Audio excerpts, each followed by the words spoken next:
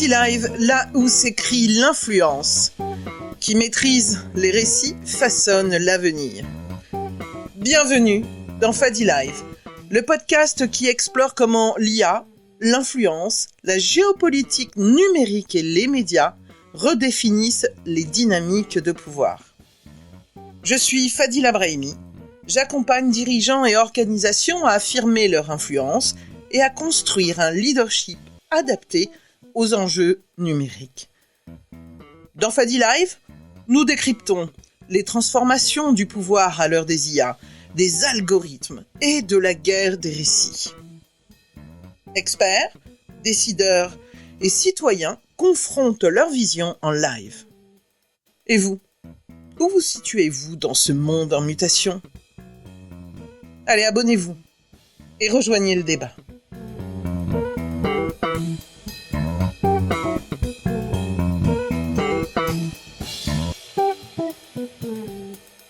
On va imaginer notre monde, d'accord, comme un vaste océan où il y a des États-nations qui sont de grands paquebots et qui naviguent lentement sur des routes qui sont bien établies avec des règles et des protocoles à respecter, etc. Et au milieu de ces océans, on a des petites îles qui émergent, ce qu'on appelle les micronations, qui sont comme des radeaux qui cherchent à tracer un peu leur chemin. Alors certaines îles existent physiquement, comme je crois la principauté de Sealand, que je connaissais pas, qui a été fondée en 67, dans la mer du Nord. Mais vous avez aussi d'autres exemples, on pourra peut-être en parler, mais nous ce soir on va parler de deux cas en particulier. Et puis vous en avez d'autres qui sont récents, innovants, comme Liberland d'ailleurs, qui revendiquent à la fois un territoire physique tout en utilisant une gouvernance numérique. Et puis d'autres qui sont complètement dans le cyberespace. Donc c'est l'océan peut-être du 21e siècle, qui utilise aussi Internet et la blockchain pour créer des communautés politiques qui sont complètement désincarnées, détachées de la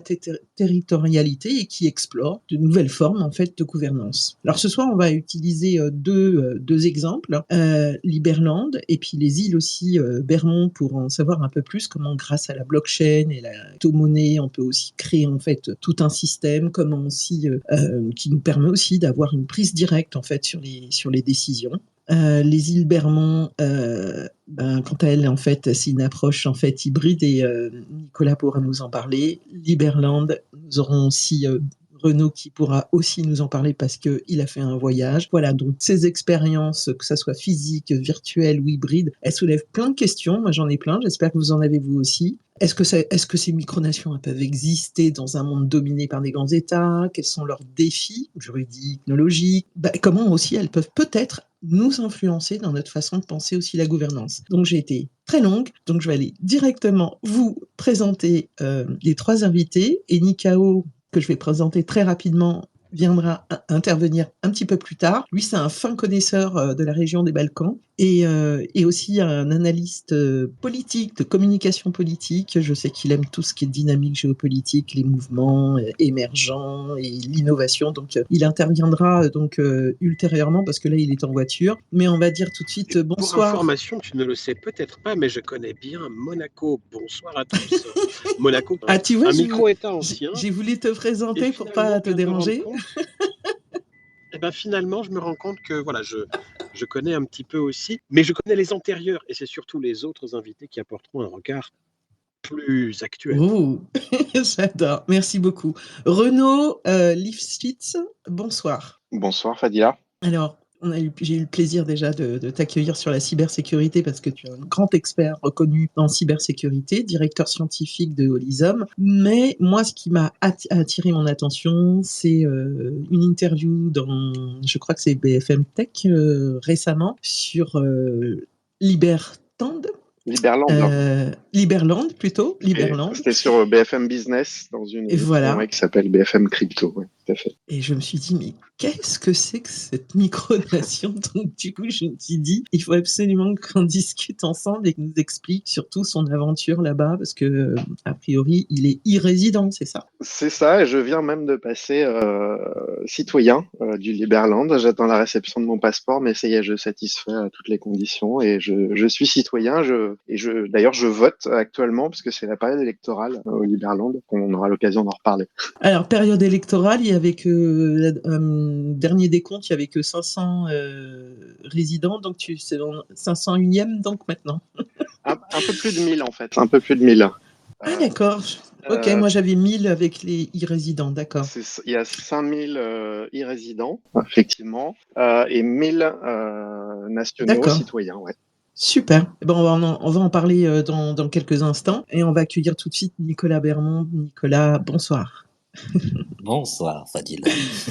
Alors Nicolas, je dois tous vous avouer que je le connais depuis très longtemps. C'est une des personnes que je connais depuis vraiment le plus longtemps, on va dire, dans le numérique, avec qui j'ai collaboré dans beaucoup de projets d'intelligence collective. Et c'est la première fois qu'il vient en fait dans mon space et je suis super contente. Voilà, c'est dit. Ben merci. Moi aussi, c'est ce que je t'ai dit. Tu as bien fait de me faire mon consentement numérique, parce que j'avais pas dit oui, mais tu m'as invité directement. Et du coup, je me suis dit, bah oui, c'est bien. Ça fait longtemps que je voulais tester un space et voilà. Voilà, c'est l'occasion. Alors Nicolas, je rappelle que tu es cofondateur du projet des îles Bermond, qui n'est pas simplement un projet, parce que existe, il y a même la page Wikipédia avec un blason. Et donc, en dehors de ça, tu es un entrepreneur innovant. Et ce qui t'intéresse, c'est toutes les intersections qu'il y a entre le réel et le virtuel. Et donc, on va en savoir un peu plus sur les îles Bermond et notamment ce qu'on appelle en fait les organisations autonomes décentralisées. Et comment tu animes en fait justement cette communauté, comment tu envisages, on va dire, cette gouvernance dans quelques instants. Ça te va? Ça me va. Voilà, génial. À tous et à toutes, si vous voulez partager le space pour, si vous pensez qu'il y a des personnes qui peuvent être intéressées pour nous écouter, c'est avec grand plaisir. Moi, je vais attaquer tout de suite et Nicolas, vu que c'est la première fois que tu participes à un space, te sens libre aussi de pouvoir interagir en tant qu'intervenant. Et on va démarrer quand même avec Renaud, parce que ça a été en fait à l'initiative justement de son exploration que j'ai souhaité en fait cette discussion sur le space. Alors Renaud, comment t'es venue en fait l'idée d'aller là-bas à Liberland? C'est une invitation ou ou tu suivais déjà le projet depuis longtemps? Alors, je suivais le projet, pas depuis longtemps, mais je suivais le projet, pour ainsi dire, depuis un peu moins d'un an quand même. Et j'ai toujours été intéressé par les aspects blockchain déjà, parce que je suis un dinosaure un peu sur le sujet, où j'ai commencé Bitcoin en 2010 et j'ai fait la toute première conférence sur Bitcoin en France en 2011. Et ça m'intéressait de savoir et de connaître un peu toutes les expériences autour des monnaies, des crypto-monnaies. Et là, en plus, de gouvernance autour d'une blockchain. Donc, c'est un peu pour ce projet économico-social que ça m'a intéressé de me documenter sur le sujet. Et puis, comme je suis j'étais un peu sceptique, j'ai voulu me rendre sur place pour voir à quoi ça ressemblait réellement. Parce que quand on cherche sur Internet sur le sujet, on trouve des vieux articles de presse d'il y a 3-4 ans pour la plupart, de journaux, on va dire un peu mainstream, mais qui étaient très partisans pour la plupart. Et donc, j'ai voulu me faire mon propre avis et me rendre sur place. Et puis surtout savoir, comme c'est assez difficile d'avoir des nouvelles fraîches, voir où en était le projet concrètement et pas s'arrêter à des dires médiatiques d'il y a 3 ou 4 ans, quoi. C'est vraiment pour Alors, ça. de manière très factuelle, c'est une île de 7 mètres carrés qui est sur le Danube, entre la Croatie et la Serbie. Alors, c'est une presqu'île plutôt qu'une île. D'accord. Une presqu'île, alors pas 7 mètres carrés, mais 7 kilomètres carrés. Ça fait un peu plus grand quand même. Oui. Ça doit être une erreur de ta part. Alors, on s'en rend pas compte. Oui, ma langue a fourché. J'ai peut-être voulu montrer que c'était petit, mais je suis allé un peu trop fort. Alors, c'est petit, mais c'est quand même 3 fois plus grand que Monaco. Donc, pour ceux qui connaissent Monaco, c'est quand même assez grand, hein. Il y a de la place, il y a des grands hôtels, il y a des grandes plages à Monaco. C'est quand même 3 fois plus grand que Monaco, donc c'est pas minuscule, hein. Et c'est rattaché à l'ouest à la Croatie. Donc, donc il y a un accès par le territoire croate à l'ouest. Et à l'est, il y a le Danube, qui sépare en fait le Liberland de la Serbie. Et comment est né ce territoire? En fait, c'est à l'explosion de l'ex-Yougoslavie. Le Danube a servi de frontière naturelle, hein, comme c'est assez fréquemment le cas, de prendre des frontières naturelles pour séparer donc la Serbie de la Croatie. Mais entre-temps, le Danube étant un fleuve avec pas mal de courants et dans un sol assez meuble, le fleuve a changé de cours et donc il y a plein d'espaces qui sont passés de la Serbie à la Croatie ou inversement de la Croatie à la Serbie.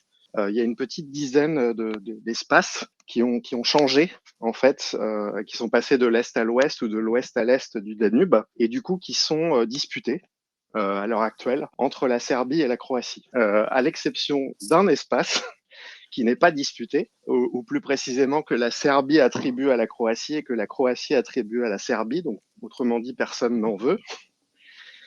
Qui est ce fameux territoire de Gornja Siga, qu'on appelle historiquement comme ça en croate en tout cas. Et du coup, en 2015, un journaliste et économiste tchèque a été avec des proches planter un drapeau et dire on va s'installer là parce qu'on a envie d'une expérience sociale et politique libertarienne et on va essayer de fonder un État. C'est un peu On dirait l'histoire des pionniers, tu sais, d'antan. Un bout de terre que personne ne revendique et de ce fait, ils se sont appropriés en fait ce bout de terre.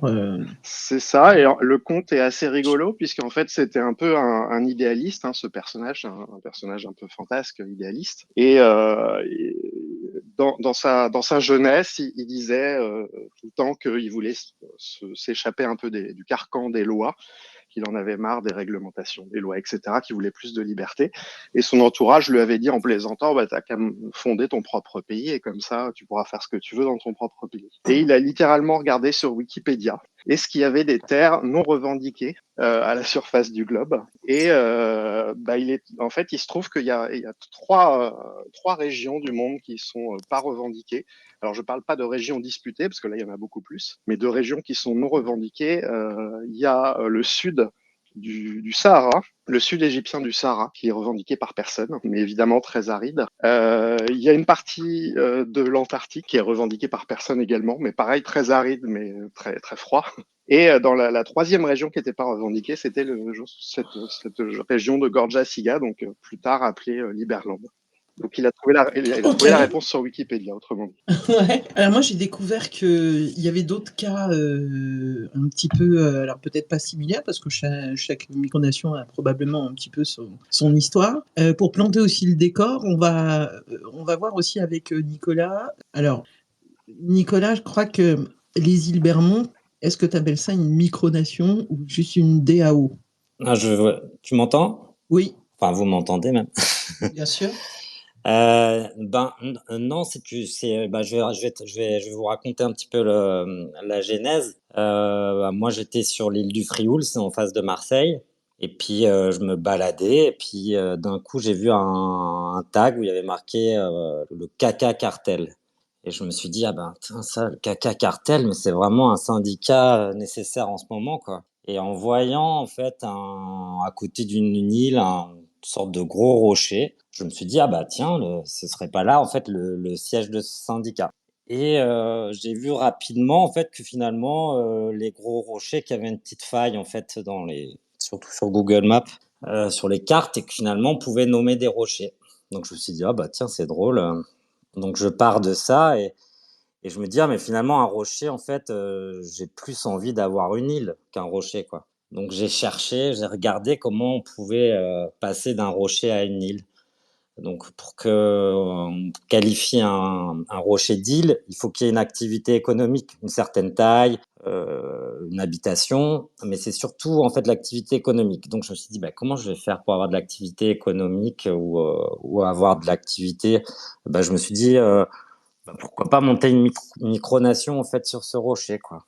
Et du coup, c'est là où je me suis intéressé aux micronations, où j'ai rencontré. Alors, on a fait un festival à Marseille sur les micronations et les nouvelles gouvernances. Et on avait invité d'ailleurs le Liberland qui est venu. Et surtout, moi, nous, quand tu as une micronation, en fait, ce qui est important, en fait, c'est d'être reconnu par d'autres micronations. Donc, j'avais remarqué que le Frioul avait une micronation connue, la République libre du Frioul. Donc, j'ai commencé à rencontrer, en fait, les ministres de la République libre du Frioul. On a commencé à se dire, ah bah oui, le projet est bien, on pourrait faire ça ensemble. Et finalement, je me suis rendu compte que en fait, il y avait 300 ou 400 micronations dans le monde qui se rencontraient et qui tous avaient décidé de vivre leur souveraineté avec leurs valeurs, leurs manifestes, voire créer des monnaies. Et comme tu disais, qu'il y avait des micronations qui étaient dans la vie réelle, mais il y avait beaucoup de micronations aussi dans le virtuel qui sont en général gérés par des jeunes de 12, 13 ans, 14 ans. Donc ça, je me suis dit c'est encore quelque chose de fantastique, quoi. Et bon, pour faire bref, parce que je pourrais passer la soirée à vous raconter cette histoire, après avoir monté cette micronation, fait des reconnaissances avec les autres micronations alentours, je me suis dit, maintenant, on a besoin... un peu comme Renaud, parce que je travaille dans la technologie, on peut dire, depuis longtemps, et l'innovation, et je trouvais que j'avais vu le projet The DAO sortir en 2007, entre 2016, et je m'étais dit c'est génial, et je me suis dit pourquoi pas sur ce type de projet, en fait, des micronations réelles et virtuelles, pourquoi pas essayer de tester en fait un modèle de DAO pour la gouvernance. Donc les DAO, c'est des organisations autonomes et décentralisées. Tu vois, j'ai bien lu le pitch. Bravo. Et donc, en gros, ça permet une gouvernance horizontale. Et surtout, moi, ce que je pensais ce qui était vachement bien, c'était de pouvoir aussi rémunérer en token l'ensemble des acteurs de l'organisation à une juste valeur, qui serait décidée dès le départ dans l'architecture en fait de gouvernance. Donc on a fait ça. Alors là après, là c'est bien, c'est des mots. Je vais t'arrêter un tout petit peu. On va rentrer un petit peu plus dans l'organisation si tu veux. Mais j'ai quand même une question très basique comme ça là qui me vient très spontanément. Et d'ailleurs les auditeurs, hein, si vous aussi vous êtes candide comme moi et que vous avez envie de poser des questions, vous êtes les bienvenus. Alors si vous êtes expert également, hein, vous pouvez témoigner. Vous cliquez sur le micro qui est tout en bas pour demander en fait une prise de parole, hein, et vous serez accueilli avec grand plaisir. Ma question comme ça déjà très basique. Tout le monde peut créer en fait une micronation. C'est quoi les conditions en fait, grosso modo? Oui. Enfin, en gros, c'est d'ailleurs en fait, je pense le point principal qu'on a en ce moment dans notre vie de tous les jours, en fait, c'est qu'il faut se permettre, suffit de se permettre de dire tu as envie de monter ta micronation, tu montes ta micronation. Il n'y a pas de règle, en fait. Comme c'est la liberté, tu décides, toi, ta micronation, je sais pas, j'ai un petit caillou sur ma table, tu peux décider que ton caillou est une micronation et après, il suffit d'onboarder une communauté pour venir partager tes valeurs. Mais sinon, oui, tout le monde peut monter une micronation. Mais il faut que le territoire soit pas revendiqué, c'est ça, Renaud? En fait, même pas. T'es pas obligé d'avoir un territoire pour avoir une micronation. Oui, Trois quarts de micronation, elles ont pas de territoire. Elles sont dans le virtuel ou tu vois, tu peux faire la micronation dans ta chambre en disant voilà, là c'est ma micronation. Donc t'as pas besoin, c'est très rare en fait ce que vit le Liberland et il y a eu sur la plateforme aussi Sealand, mais c'est des expérimentations très rares. Et nous, ce qu'on essaie de faire en fait, nous elle est hybride parce qu'on dit que les cartes nous ont donné la souveraineté, mais j'ai pas la propriété de l'île qui appartient au parc national des Calanques. D'accord. Ok, tu as donc une autorisation d'une certaine manière de pouvoir en fait quelque part poser un petit peu. Il y a zéro autorisation. T'as zéro autorisation. Ok. D'accord. Si je pose des questions candides, mais non, mais en fait, c'est tout ce sujet-là. Ce qui est intéressant, c'est que des zones grises, c'est des zones qui sont pas légiférées, quoi. Ok. Il y a une ICAO qui veut intervenir, qui en plus m'a averti qu'il n'avait pas beaucoup de batterie. Bon, Bonsoir, bonsoir. Quelques petites précisions. Alors, je redis, moi j'ai travaillé pour des choses à Monaco.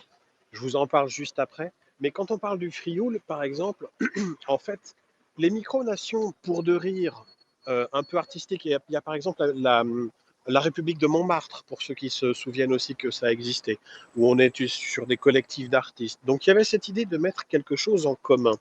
Si on regarde bien une micronation, qu'est-ce que c'est? Thomas More nous dirait c'est le début d'une utopie. Pas sûr. En tout cas, c'est la notion peut-être d'une émancipation. Beaucoup de petits pays, tout petits comme Monaco, on peut prendre en Europe San Marin, sont des gens qui ont refusé de se rajouter ou de s'agglomérer à d'autres. Monaco, petite particularité d'ailleurs, a un lien très fort avec la France. En gros, à la Libération, en 1944, De Gaulle s'est dit est-ce qu'on annexe ou est-ce qu'on n'annexe pas? Parce que Monaco avait collaboré vraiment très très fort. Et en fait, on a mis Monaco sous tutelle, c'est-à-dire que Monaco n'a pas de monnaie propre. Monaco utilisait le franc, désormais l'euro. Monaco n'a pas d'armée, ni de représentant diplomatique à l'ONU, donc un poste d'observateur. Et c'est tellement un pays sous tutelle que le ministre d'État, qui est l'équivalent du Premier ministre, est forcément un Français. Actuellement, c'est Didier Guillaume, ancien ministre de l'Agriculture. Il n'y a pas très longtemps, c'était Pierre Dartout, qui était un préfet français. Mais quoi qu'il arrive, il y a toujours cette idée de faire un peu émancipation.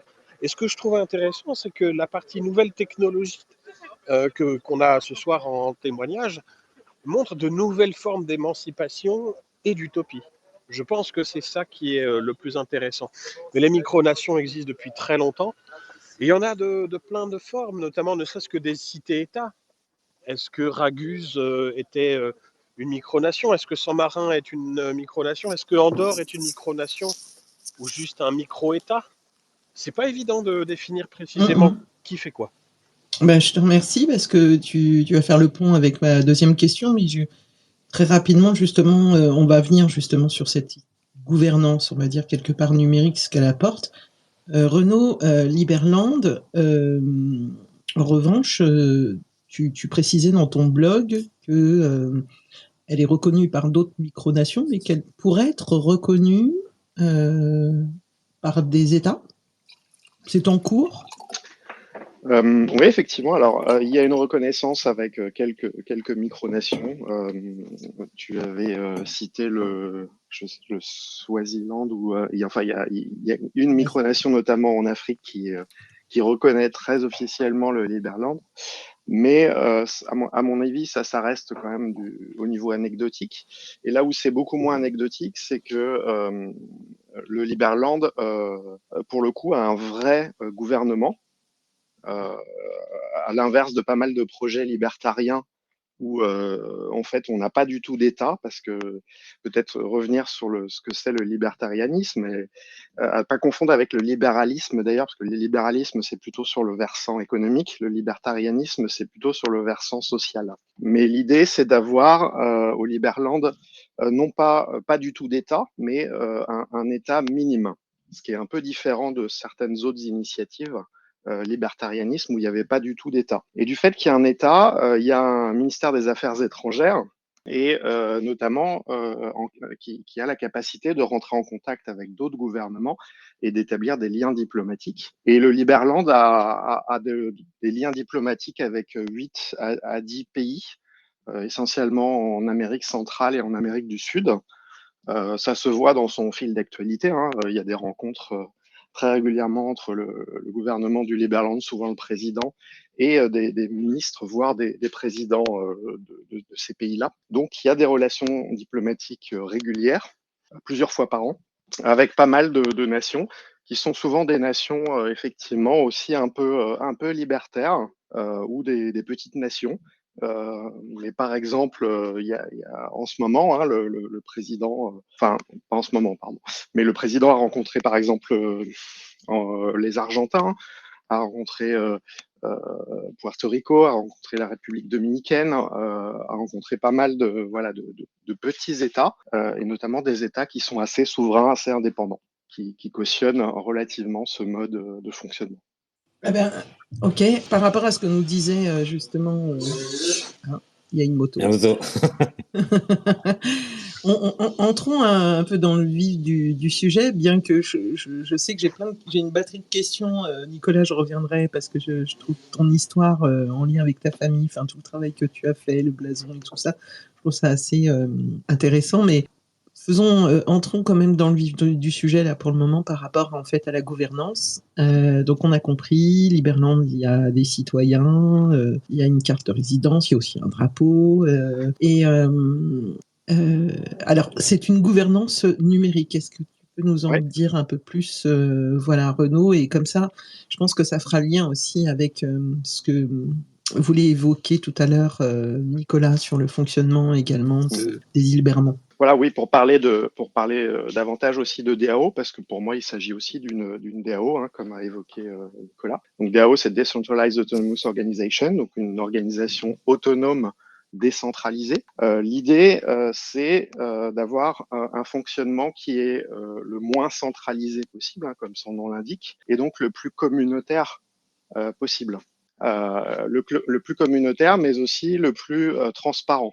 Et ce qui est intéressant, c'est que la blockchain, qui est une invention relativement nouvelle, hein, qu'on ne connaissait pas avant 2009, même si elle existait un petit peu quelques années avant Bitcoin, on la connaissait pas. Mais la blockchain permet en fait d'être certain qu'on a voté et surtout de voir absolument tout ce qui se déroule sur cet environnement. Donc, de voir à la fois les votes, mais aussi de voir les budgets, les rentrées d'argent dans les caisses, les sorties d'argent dans les caisses. Et donc, on a une totale transparence de l'action de l'État. Et c'est en ça que c'est relativement intéressant comme expérience, parce qu'on voit aujourd'hui qu'il y a de plus en plus de défiance vis-à-vis de l'État dans pas mal de pays. Hein, je parle même pas que de la France. Et c'est un outil intéressant qui permet aux citoyens déjà d'agir très concrètement et très directement. Il s'agit d'avoir une démocratie directe avec le moins possible d'intermédiaires. Donc on peut voter directement au Liberland pour des lois, voire même pour modifier la Constitution sans avoir à passer par X strates politiques.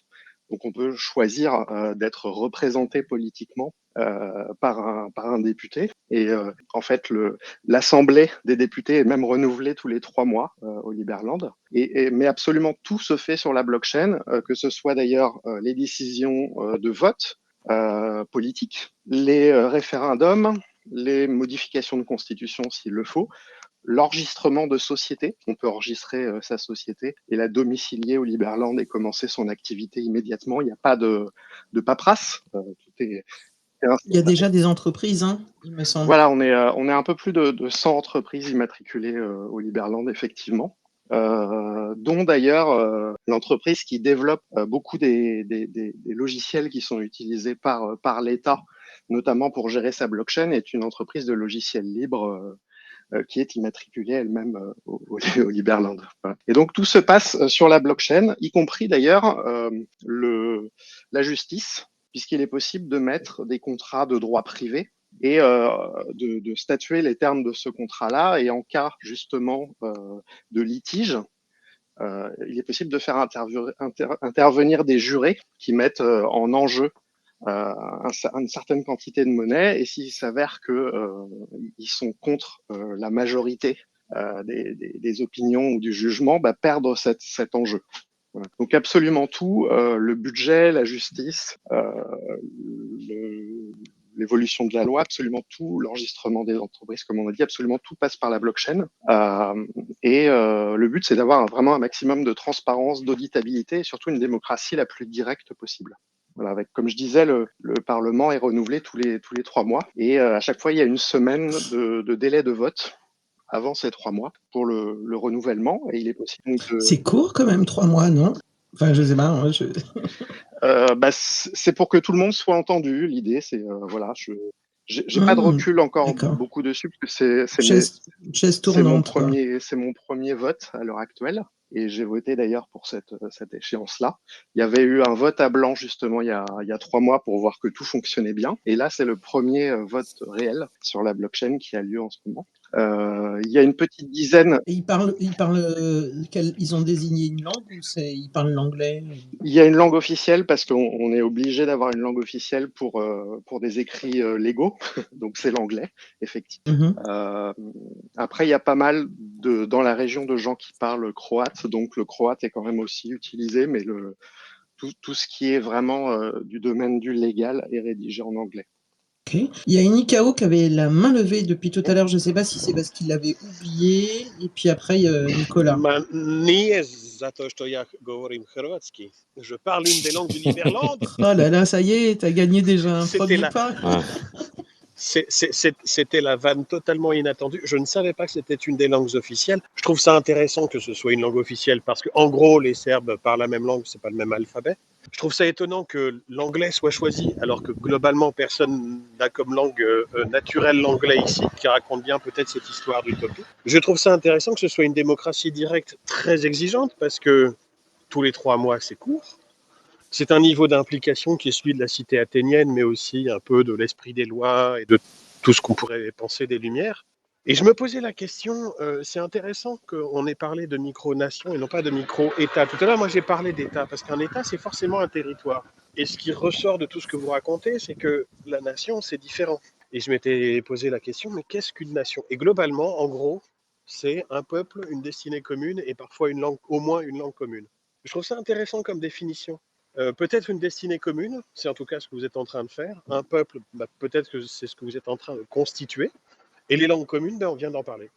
Exact. C'est ce qui définit en fait une nation alors qu'un territoire, alors qu'un État, tu vas lui rattacher en fait des frontières, entre autres. Alors ça se prononce Gornia Siga, qui veut dire Siga du haut, pour être précis. Ok. Nicolas, tu voulais réagir à. Oui, Ouais, pour vas-y. parler un peu, pas comparer les gouvernances, mais comme ça pour vous parler un peu de nous en termes de gouvernance, ce qu'on a imaginé, et de montrer que la créativité qu'on peut avoir dans la gouvernance. Moi, on avait imaginé en fait que c'était une monarchie en fait. Donc en gros, il y a que des rois et des reines dans notre micronation, et on se partage le pouvoir de manière décentralisée. Et donc ça, c'était une particularité. Et surtout, ce qu'on s'est dit, en fait, pour commencer à gouverner, en fait, à gouverner ensemble, on s'est dit, on va peut-être commencer par gérer l'événement, parce que comme on s'est dit que les gens ne connaissaient pas finalement ces DAO, on a dit, on va essayer de faire un événement itinérant, un DAO Fest en France, pour faire des petites conférences et des hackathons sur les DAO, comment faire Alors, il y a combien de citoyens, même si j'ai cru entendre que bientôt il y aura un passeport NFT, il y a déjà des citoyens, Oui, il y a des rois et des reines. Il y a combien de rois et reines, voilà. Il y a une trentaine de rois et de reines, en fait, déjà sur l'île. D'accord. Et donc, où on travaille, en fait, ce qui est, à mon avis, particulier, c'était de se dire, voilà, on a cet événement, le DAO Fest, et finalement, en fait, on va se monter une DAO qui va organiser, en fait, notre DAO Fest.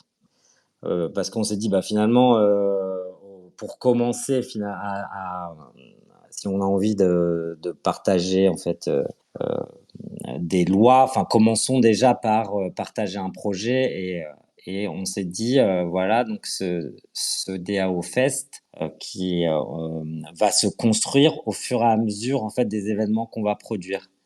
Donc, je sais pas, c'est peut-être pas forcément clair. Comment s'appellent tes rois et tes reines? Ils disent les îles Bermudes, et derrière vous avez inventé un nom. En général, c'est Queen ou King plus le prénom. Ok. Mais on les appelle comment, les citoyens?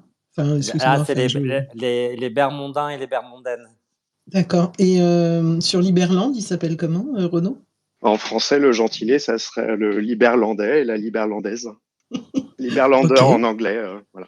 Très bien. Bon, en tout cas, c'est des modèles en fait de démocratie, et tu voulais réagir, Renaud, je te laisse. Vous pouvez, on n'est pas obligé de, on est très peu, ça peut rester très fluide, les interactions.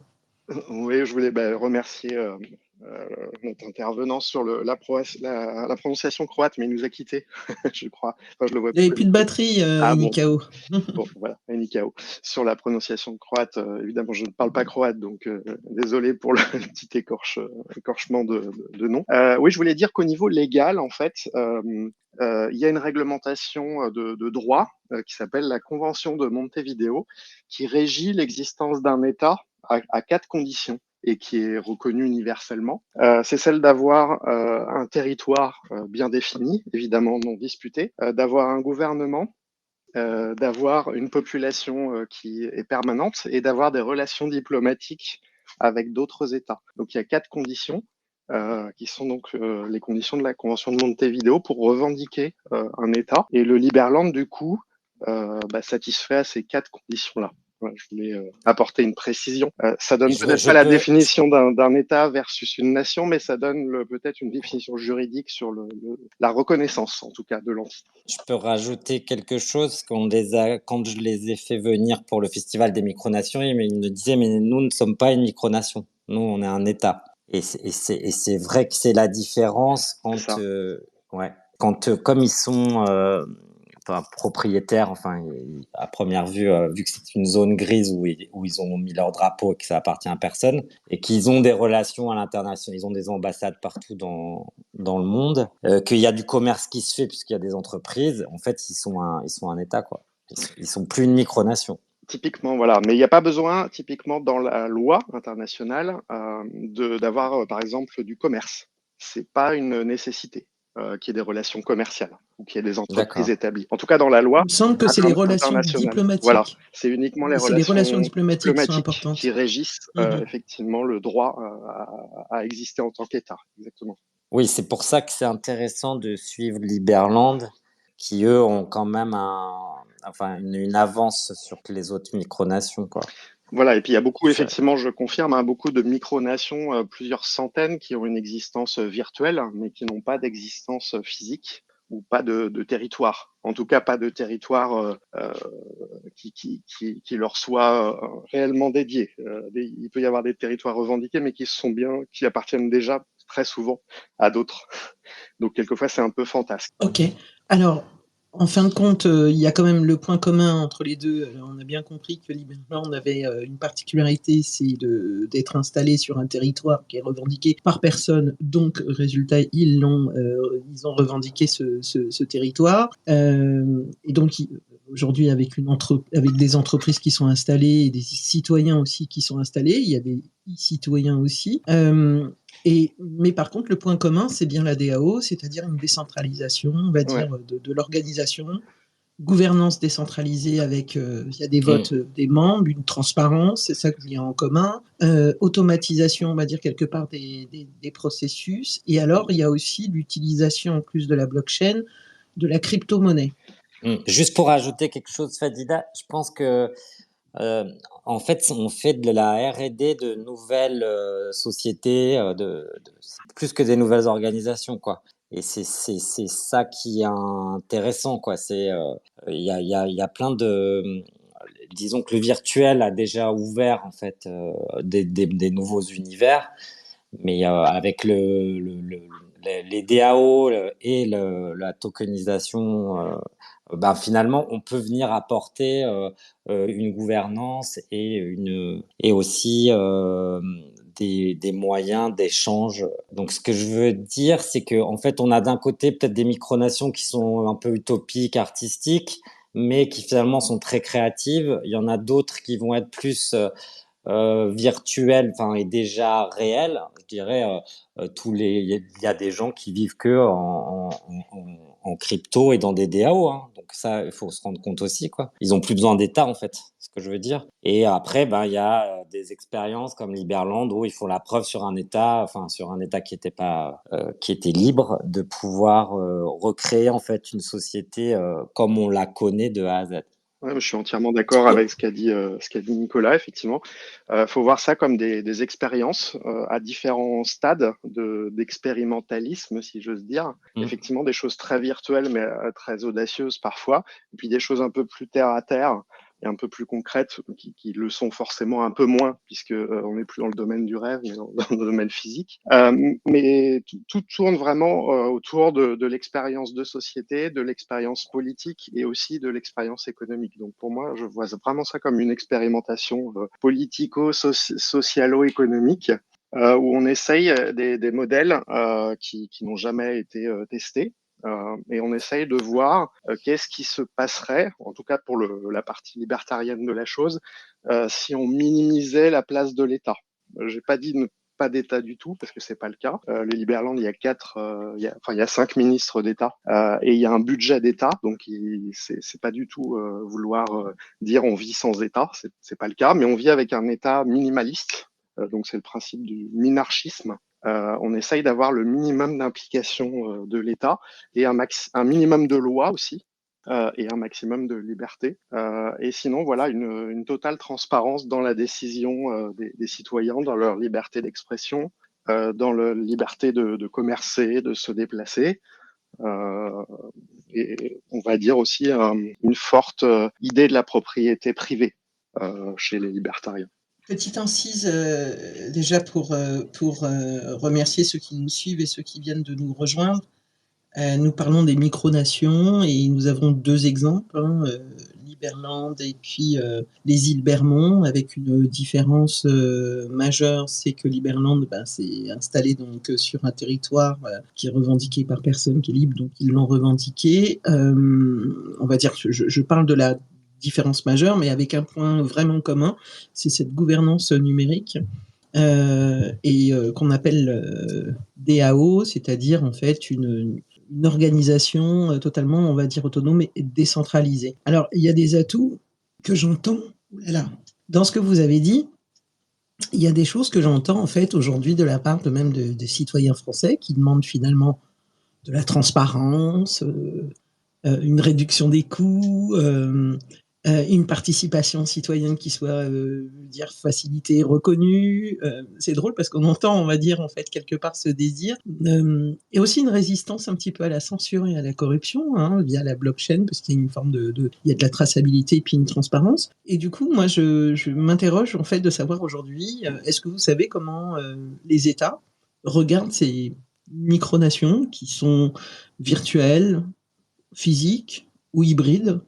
Est-ce qu'ils laissent faire, en fait, ou est-ce qu'en fait, il y a un regard Moi, dessus ou pas? Pour l'anecdote, Fadila, ouais. La République libre du Frioul, ils m'ont dit à un moment donné que ça avait tellement pris qu'ils ont eu les RG qui sont venus voir ce qu'ils faisaient, quoi. C'est-à-dire que tant que ça reste La République de quoi? Des libre îles Frioul? libre du Frioul, ouais. Oui.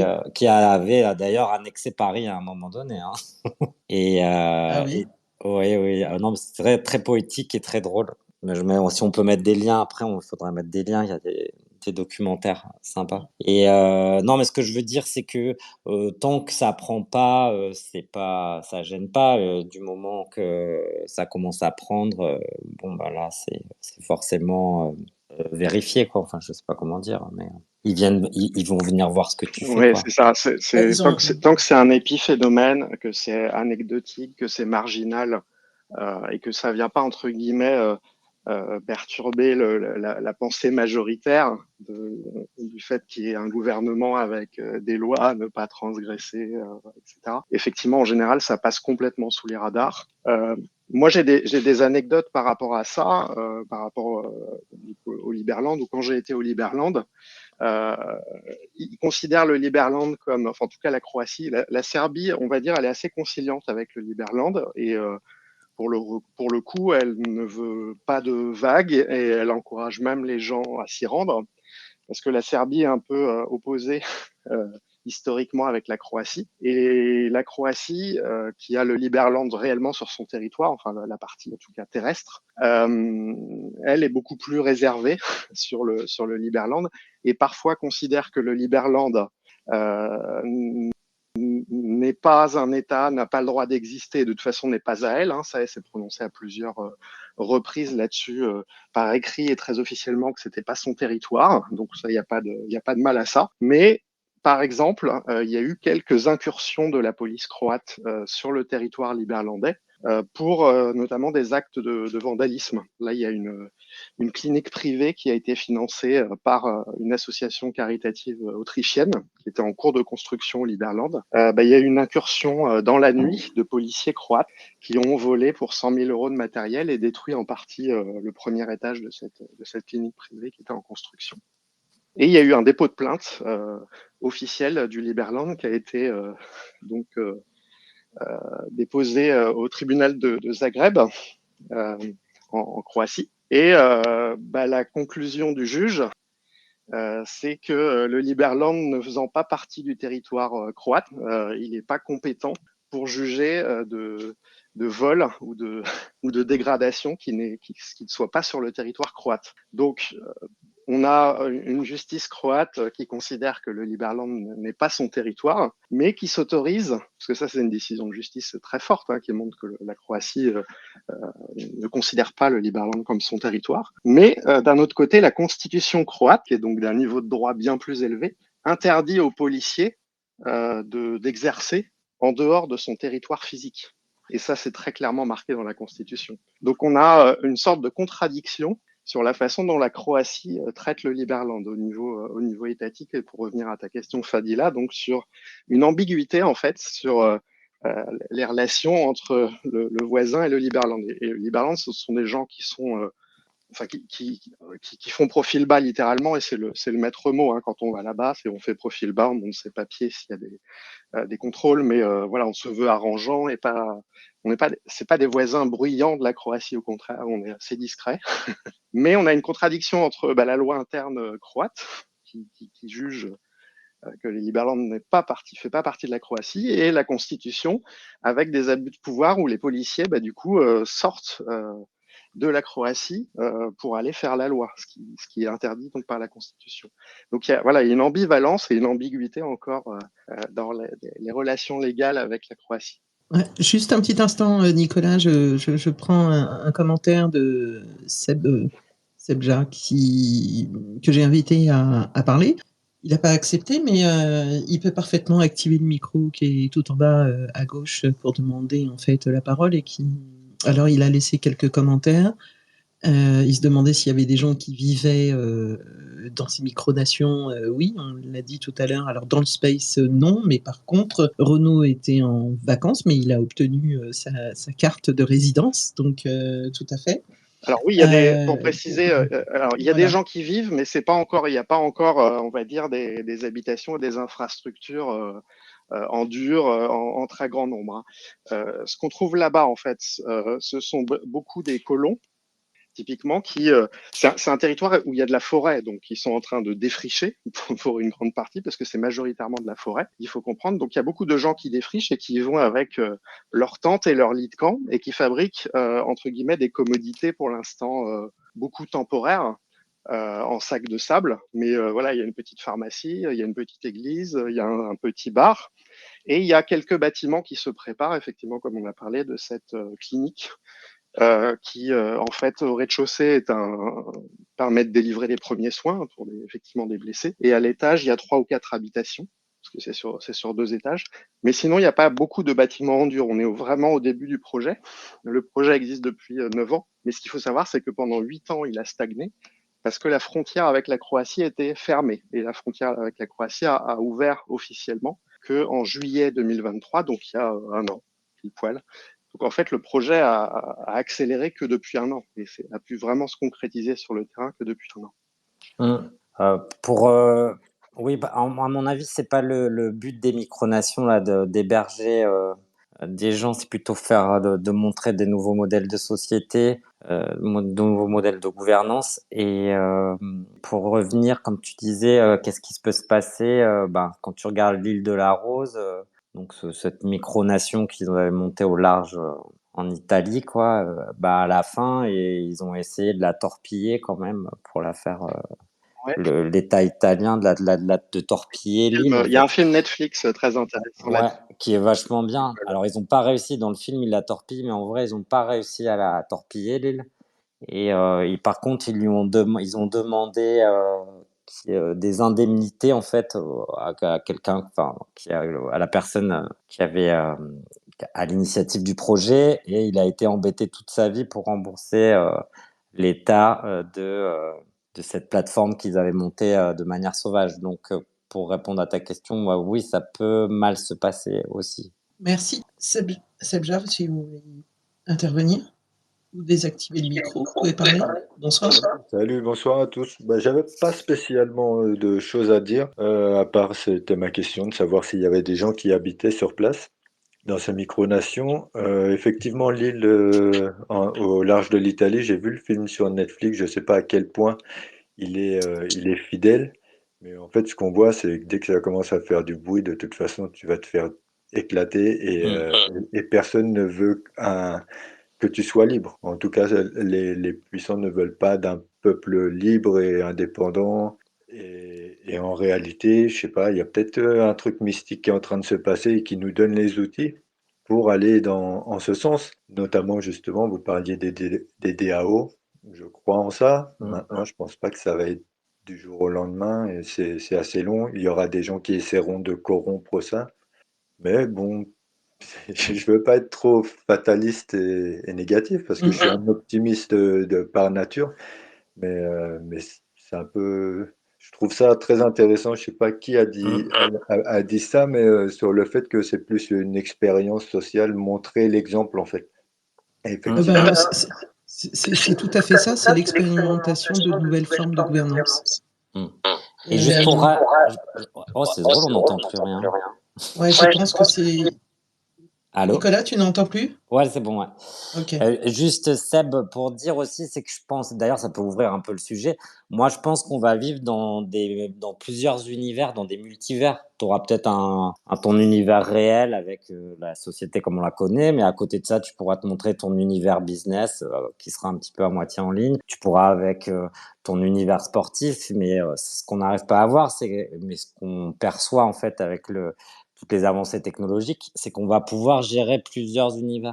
Donc effectivement, si on devait demander à ces États de lâcher leur pouvoir avec tous leurs privilèges, ils vont pas les lâcher, ça c'est sûr et certain.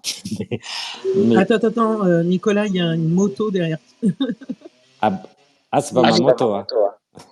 Je ne sais pas qui a une moto qui passe. Non, mais... J'allais dire, Nicolas, oui, je te rejoins totalement sur le fait que effectivement, les métaverses déjà, enfin moi je suis à fond Web3, donc je crois en ça. Comme je vous ai dit, je suis un utopiste, donc la promesse de entre guillemets liberté, c'est pas vraiment liberté, mais peut-être quelque chose de plus juste. Je crois en ça, je crois que les outils sont là.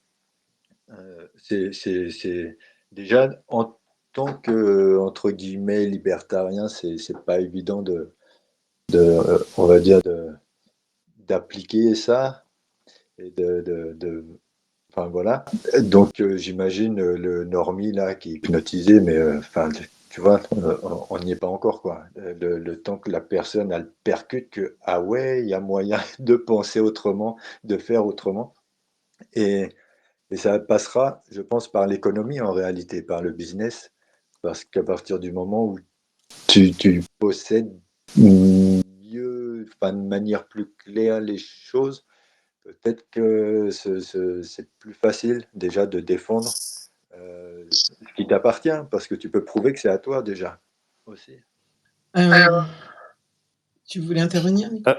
Ah non, parce que moi j'avais une question pour toi, vas-y. Vas-y, Ouais, j'avais une question pour toi parce que je voulais savoir un peu l'énergie que ça te prend, en fait, tout ça. Je sais que tu as réfléchi à ce projet de longue date, tu as fait des recherches en lien avec ta famille aussi, qui possédait, je crois, des châteaux et des îles, etc. Donc tu es remonté en fait aussi, tu as fait aussi un travail d'introspection d'une certaine manière dans ton arbre généalogique. Tu t'es inspiré également un peu du contexte de la France méridionale aussi, ça fonctionnait. J'imagine que tout ce travail en fait t'a demandé en fait beaucoup d'investissement et aujourd'hui qu'en est-il?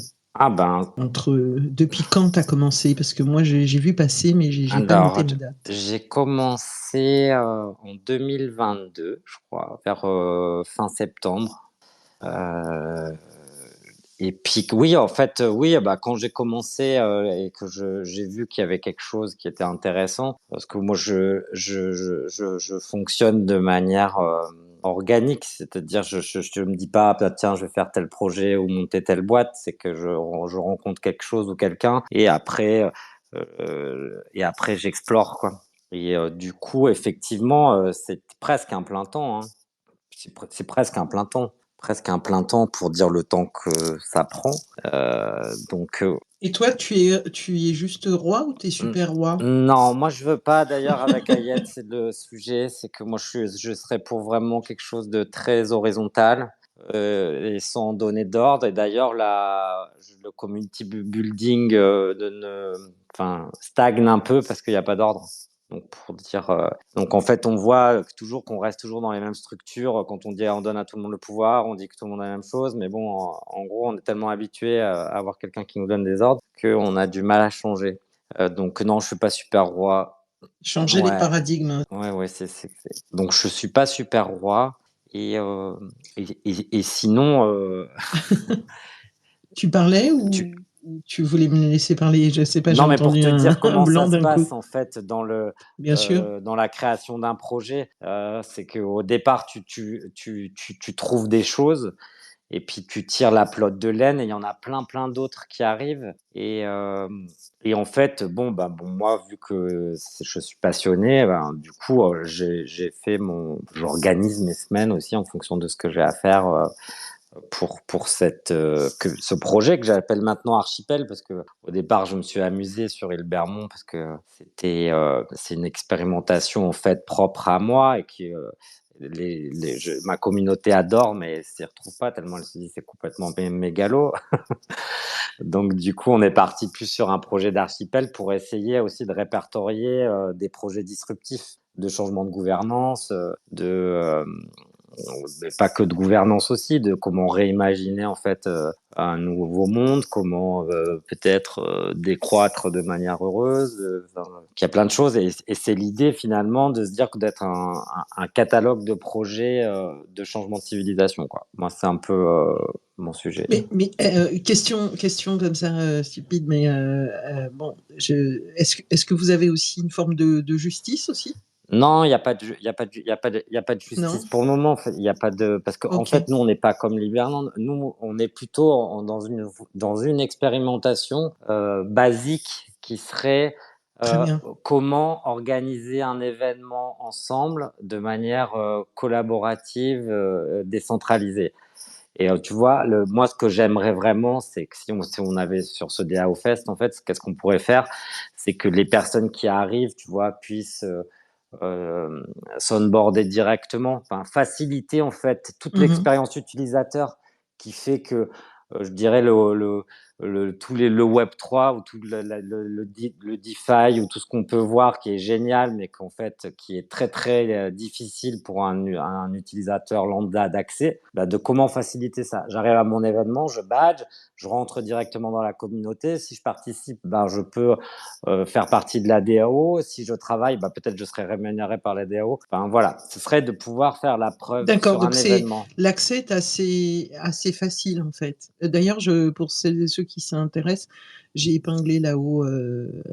Vous avez 3 tweets épinglés. Il y en a un qui parle de Liberland, un qui parle de la DO des îles Bermond. Et donc, si vous cliquez, vous allez atterrir sur 2 articles, un article de blog de Nicolas, mais également la fiche Wikipédia.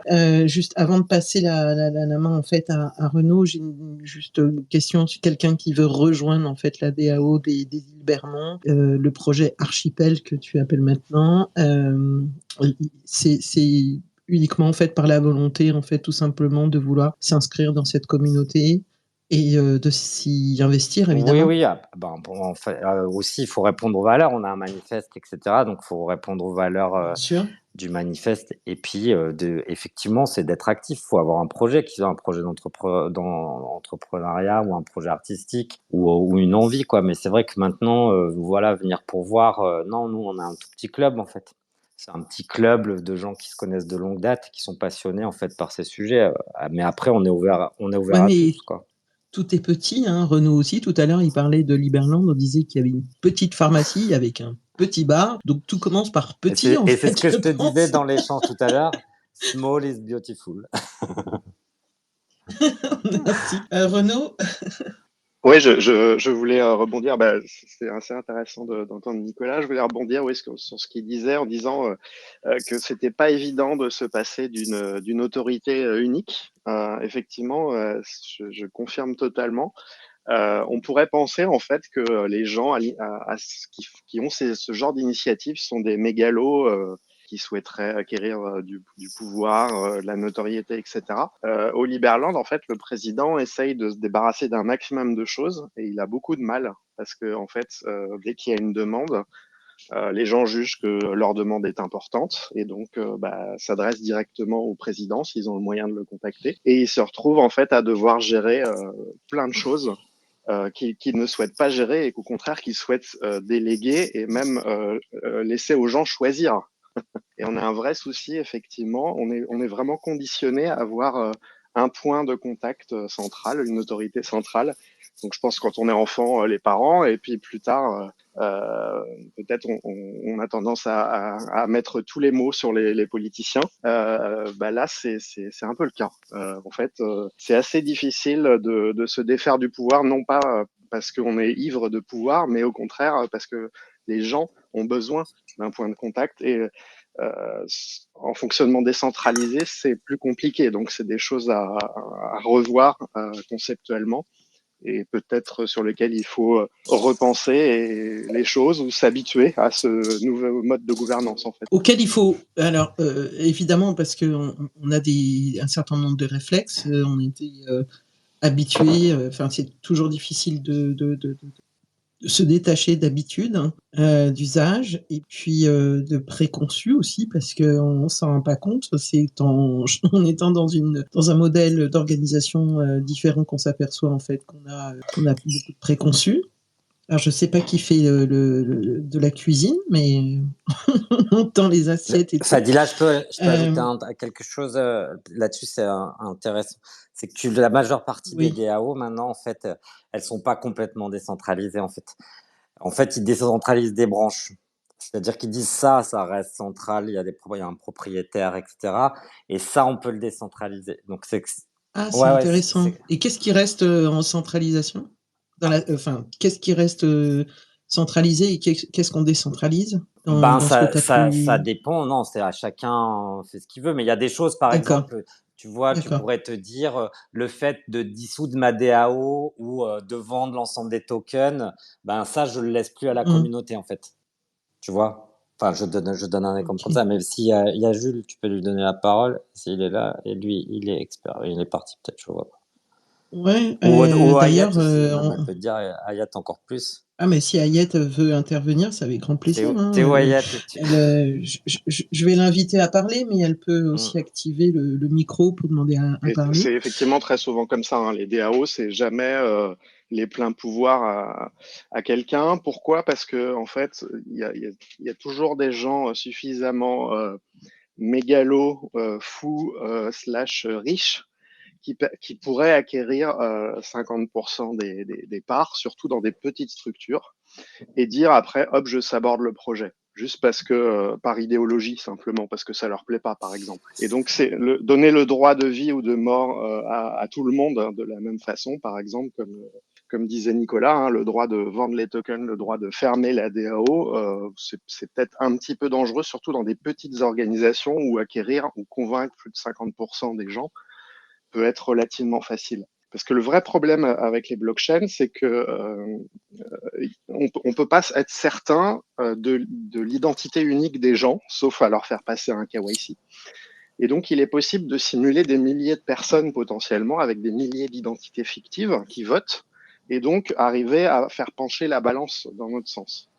Donc, pour éviter ça, il y a soit effectivement faire passer un KYC, être certain qu'une voix correspond bien à une personne physique, soit avoir des incitations financières à ce que ça soit très coûteux de faire ce genre d'attaque, et donc utiliser des jetons comme des droits de vote. Et voilà, mais utiliser des jetons comme des droits de vote, c'est pareil, on peut toujours manipuler la valeur du jeton si on est suffisamment riche. acquérir plus de 50% des jetons et ensuite avoir plus de 50% des voix et faire n'importe quoi, voire s'aborder le projet. Ce qui n'est pas du tout l'objet d'une DAO, de s'aborder le projet. C'est une expérimentation, donc on veut voir à quel point elle peut vivre et pas à quel point il y a des malades, des idéologues, des gens riches qui le détestent. Voilà. Donc effectivement, on peut pas absolument tout confier au vote. Ok, merci. Hayat, bonsoir. Bienvenue. Bonjour, Nicolas, ça va? Très bien. Ravi d'entendre ta voix. Et Merci. Renaud a tout expliqué de manière extrêmement parfaite, c'est-à-dire que dans une DAO, il y a des règles, il y a des autorisations aussi qui sont données aux membres qui en font partie, et ça va être décidé en fonction de différents paramètres, qui peut être l'ancienneté, qui peut être le nombre de tokens qu'on a, enfin bref, tout ça, ça se décide, mais l'avantage, c'est qu'il y a une transparence au niveau des règles. Donc, quand on rejoint une DAO, on sait très bien ce à quoi on est autorisé et ce à quoi on n'est pas autorisé, et on connaît les conditions pour pouvoir avoir accès à certaines autorisations ou à certains privilèges. Donc, quand on n'est pas d'accord avec la DAO, on peut la quitter. Donc, c'est ça l'avantage d'une DAO, c'est qu'il y a une transparence et que cette transparence permet à chaque membre de l'organisation de savoir exactement quel est son pouvoir au sein du groupe, et s'il est d'accord, il y contribue, et s'il n'est pas d'accord, il part, et il peut créer sa propre DAO. Donc, l'avantage d'une DAO, c'est que si on n'est pas d'accord avec les modes de gouvernance, on peut toujours créer la sienne. Après, pour en revenir un petit peu à la responsabilité au niveau des micronations et même au niveau de tous les systèmes décentralisés, et c'est le sujet dont on parle beaucoup avec Nicolas, c'est que la responsabilité qui, qui incombe un peu, on va dire, aux leaders, elle est surtout là parce que les gens n'ont pas envie d'avoir de responsabilité. C'est-à-dire que quand on est au sein d'un groupe, tout le monde ne peut pas avoir les mêmes responsabilités, mais tout le monde ne veut pas non plus avoir les mêmes responsabilités ou ne veut pas avoir de responsabilité. Et c'est ce que je disais, j'ai jamais, moi en tout cas, vu de système complètement horizontal, parce qu'un système complètement horizontal ne peut pas fonctionner, puisque il y aura toujours des guerres d'ego, il y aura toujours des gens qui voudront prendre voilà, plus de place que d'autres qui seront plus effacés, etc. Et donc, le fait d'avoir des règles qui régissent un groupe, c'est totalement nécessaire. Sinon, c'est complètement le chaos. Et en fait, la démocratie, c'est pas le chaos, c'est C'est ça pour... aussi, il faut savoir. c'est aussi back to reality. Oui, et Exactement. c'est pour dire que c'est peut-être pas les DAO qui seront le futur des gouvernances, mais en tout cas, c'est une étape fondamentale. Et peut-être dans les futures gouvernances, il y aura une partie DAO, d'autres parties très centralisées. Enfin, on ne sait pas. Et il y aura peut-être plusieurs univers dans lesquels on vivra, dans un monde centralisé, un monde décentralisé. Et on pourra switcher d'un univers à l'autre. Et en Alors, fait, l'idée, c'est qu'il y a un socle central, et ce socle central doit parler à tout le monde et doit être approuvé par tout le monde. Voilà, on peut dire que c'est une forme de constitution. Donc, ce socle central, ça va être des valeurs, ça va être des objectifs, ça va être une vision. Et après, autour de tout ça, va s'organiser de manière cordiale et de manière volontaire une forme de hiérarchisation en fonction des membres du groupe qui y participent. Mais en tout cas, il n'y a pas de pyramide, mais il y a quand même un petit pic dans le sens où il y a moins d'étages que dans une pyramide, mais il y a quand même un pouvoir décisionnel qui va être plus important en fonction du rôle que chacun va apporter dans l'organisation. Et ce qui est tout à fait logique, quelqu'un qui fait partie d'un groupe pendant 10 ans ne peut pas avoir les mêmes droits que quelqu'un qui vient d'arriver, je ne sais pas, il y a un mois.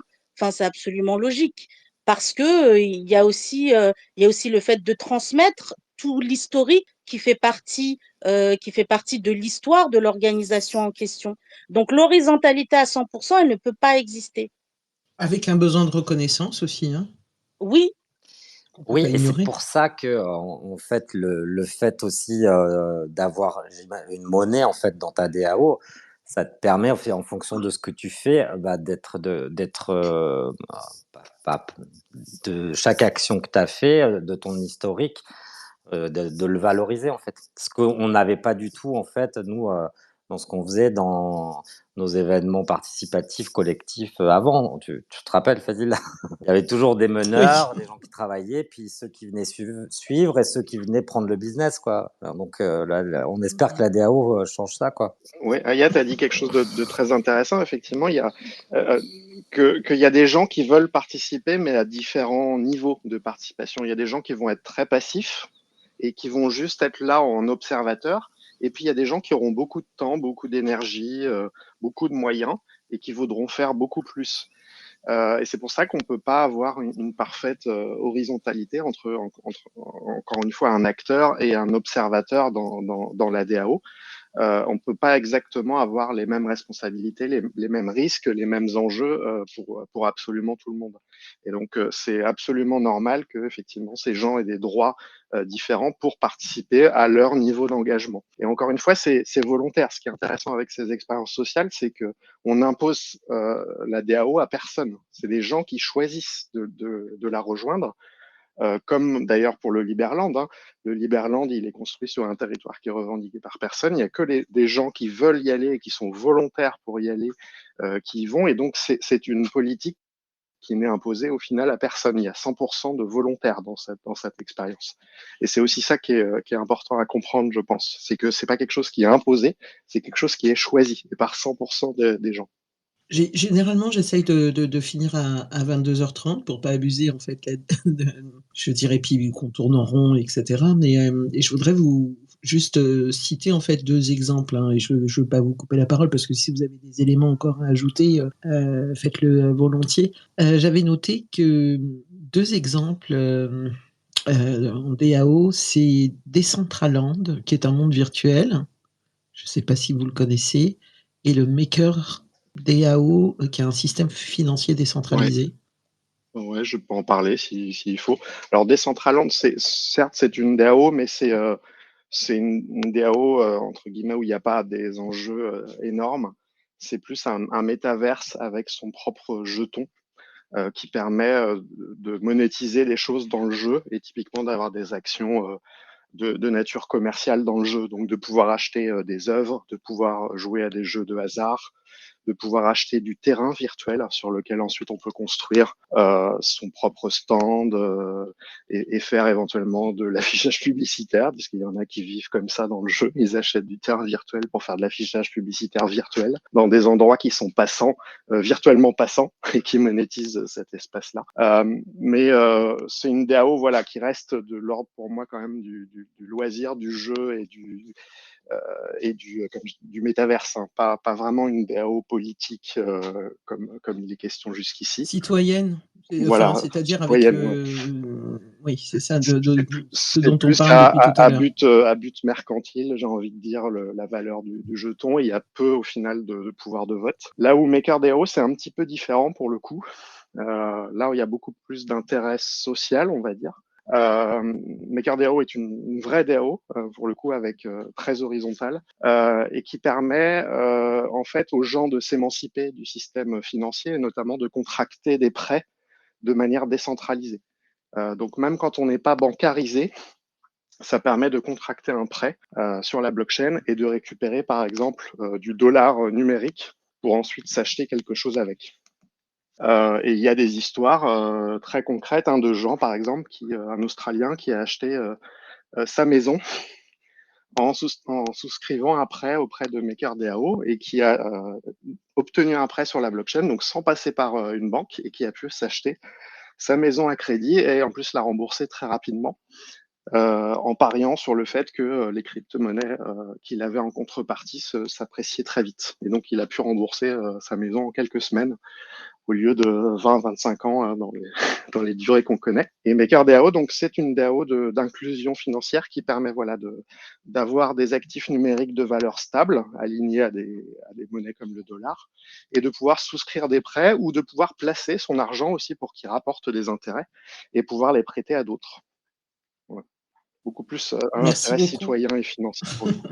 D'accord. Seb, une dernière intervention avant qu'on fasse un dernier tour de table? Je vois que la main est levée. Oui, rapidement en fait, parce qu'on parlait de Decentraland. Et alors moi j'avais l'exemple de The Sandbox parce que justement ils ont monté leur DAO là récemment et c'est tout un problème parce qu'il y a ça part un peu dans tous les sens. Il y a soit pas assez de gens qui participent, soit ça cherche à s'accaparer une partie des budgets qui sont en jeu et ainsi de suite. Mais cela dit, ça reste très jeune et c'est très prometteur. Et bien que ce soit à la manière de Decentraland sous l'aspect du jeu et ainsi de suite, je pense que c'est très, très, très éducatif et aujourd'hui, il y a eu justement un space parce il y a une vente de terrain, mais bref, et dans ce space-là, le sujet abordé, c'était justement le fait qu'il y ait des espèces de micro-économies, si je peux appeler ça des clans, enfin des espèces de groupes, en fait, un petit peu comme, comme Ayat en parlait au niveau des DAO. Si tu rejoins une DAO, c'est parce que tu es d'accord avec les règles.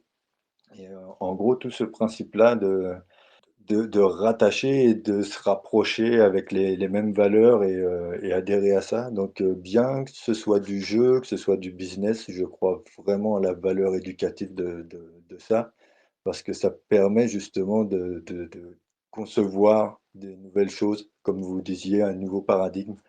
Donc, voilà, c'est juste petite parenthèse. Bah, merci beaucoup. Next step, Renaud, Liberland, après ce voyage, cette exploration, cette carte de résidence, est-ce que tu projettes autre chose ou Alors, d'être citoyen, e-citoyen d'une autre micronation ou t'investir un peu plus dans celle-ci? bah moi, ce que j'aime, c'est l'expérimentation décentralisée. J'étais aussi e-citoyen estonien il y a quelques années. Bon, j'ai pas renouvelé, mais c'était intéressant de voir qu'on peut en fait faire fonctionner une administration presque entièrement en ligne et il n'y a pas besoin de se rendre là-bas, même si je m'étais rendu là-bas quand même, mais on peut participer à la vie politique et économique avec une simple carte d'e-résident. Et là, ce que j'ai voulu tester avec le Liberland, c'est effectivement dans un premier temps de mettre doucement le pied là-bas en étant e-résident. Donc ça, j'ai obtenu mon e-résidence au mois de janvier. Et là, je viens d'obtenir ma nationalité liberlandaise ce mois-ci. Et donc, j'attends maintenant mon passeport. Et l'idée, c'est vraiment d'essayer de pousser l'idée voilà, jusqu'au bout. Et éventuellement, à terme, d'avoir un petit pied-à-terre là-bas ou une petite activité économique, on va dire, pour mes beaux jours. Ouais, ben écoute, on te le souhaite. En tout cas, merci en fait pour cette découverte parce que c'est vraiment, ça m'a donné envie en fait de faire ce space et en petit comité, on a un petit peu discuté, approché, on va dire, ce que c'était une micronation, mais surtout sous forme de DAO. Nicolas, toi, prochaine étape, Bah, des îles Bermond, tu assures que tu appelles davantage aujourd'hui le projet oui, en Archipel? fait, c'est que je dis que l'île Bermond, c'est une expérimentation et que Archipel est là pour aller explorer d'autres expérimentations. Pour le sortir, en fait, juste c'est un projet d'Archipel, en fait, l'île Bermond. Donc oui, le next step, c'est là où on a peut-être un podcast pour aller chercher ces personnes qui ont des projets disruptifs. Donc voilà, c'est plutôt d'aller rencontrer d'autres personnes et puis aussi de continuer les DAO Fest parce que c'était vraiment une belle expérience qu'on a eue. Léo Fest, c'est un tour de Ouais, c'est France, Tour de France. En sauf fait, on erreur, arrive, on c'est fait ça? sur 2 jours. Un jour où on fait le premier matin, on fait de la culturation, des petites conférences, et l'après-midi, on commence un hackathon jusqu'au lendemain. Et on fait ça avec toute la communauté locale.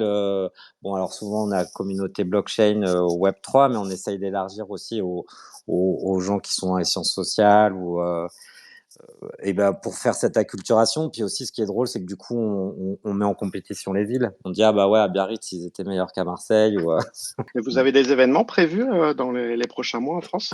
Oui, bah on va faire. Oui. On va il faut qu'on décide où on fait. C'est soit Lyon parce que on a des contacts sur Lyon. Voilà, Lyon ou peut-être après. Moi, je voulais faire en dernier à Paris pour montrer qu'on est bien décentralisé, mais j'ai des facilités à Paris Paris et pourquoi pas en faire un aussi à Paris. Je participerai avec plaisir, en tout cas. Ah, Intéressant. avec plaisir. Ouais. Et si ce space, il a au moins permis déjà de recruter un Liberlandais, c'est pas. Je plaisante, hein. Mais Non, mais on faciliter aussi les connexions, c'est aussi c'est comme clair, et ça. on est tous respectueux de ces expérimentations. Moi, j'avais invité Liberland au Festival des Micronations. Ils m'ont invité aussi à des événements. Et oui, je pense qu'on se soutient dans cette R&D de changement de civilisation, quoi. Ouais, un changement, oui, en plus à la jonction, parce que certes, le numérique aidant, on parle de blockchain et de crypto-monnaie, mais c'est aussi, je pense que ce qui est important pour celles et ceux qui nous écoutent là et qui nous réécouteront, c'est aussi un modèle, on va dire, d'organisation et de fonctionnement et de gouvernance avant tout. Hayat, tu voulais ajouter un élément? Hayat? Tu peux activer ton micro pour parler. Il est actuellement coupé. Ah, il y a peut-être un bug. Hayat une fois. Ouais, je capte pas très bien, c'est pour ça. Je sais pas si vous m'entendez, mais c'était juste pour dire. C'est bon. Oui, on t'entend. Si, maintenant c'est bon. Non, c'était juste pour conclure, je voulais juste dire que le sujet des micronations, ça commence quand même à être quelque chose d'assez tendance, en tout cas, même auprès de la jeunesse, parce que je sais pas si vous avez entendu parler de l'expérience d'amis. Hayat, ça grésille un peu, on t'entend par intermittence. Il doit y avoir un problème de connexion, de Wi-Fi, connexion, déconnexion. On t'entend plus, je suis navrée. On n'entend que des brides de mots de temps en temps.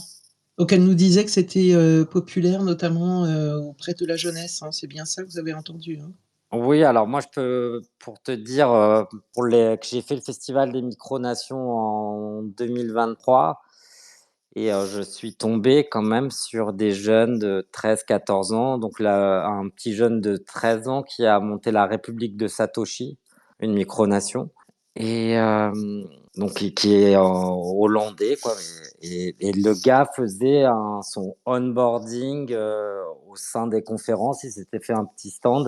Il avait genre 12-13 ans, quoi. Enfin, j'ai jamais vu ça de ma vie, en fait. Et il y avait un autre qui arrivait des Philippines. C'est sa mère qui l'emmenait.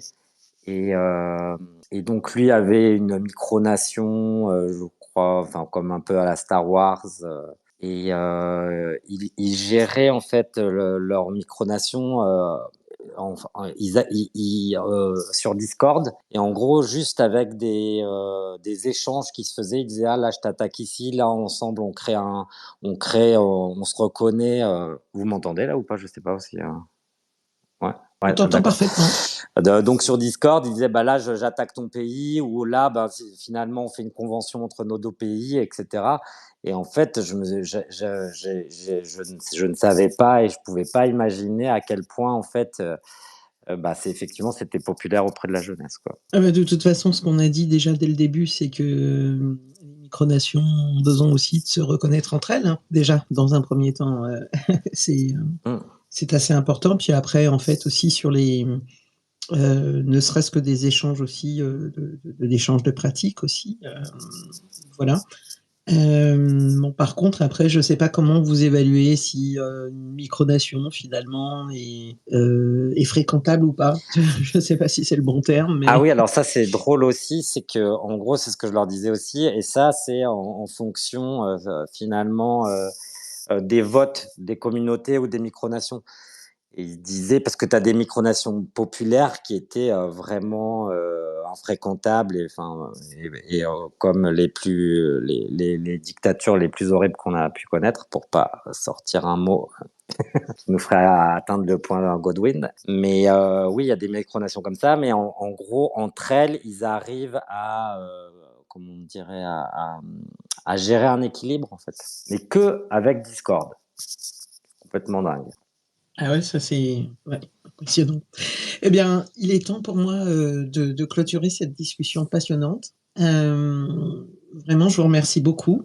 Merci déjà à toutes celles et ceux qui nous ont écoutés, qui nous réécouteront, à ceux qui ont partagé aussi leur avis, Seb et Agathe également pour vos interventions.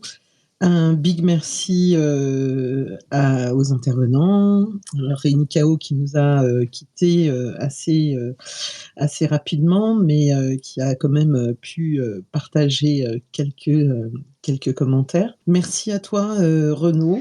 Merci Fadila. De nous avoir accordé la du discussion temps. était très intéressante avec les autres intervenants et auditeurs également.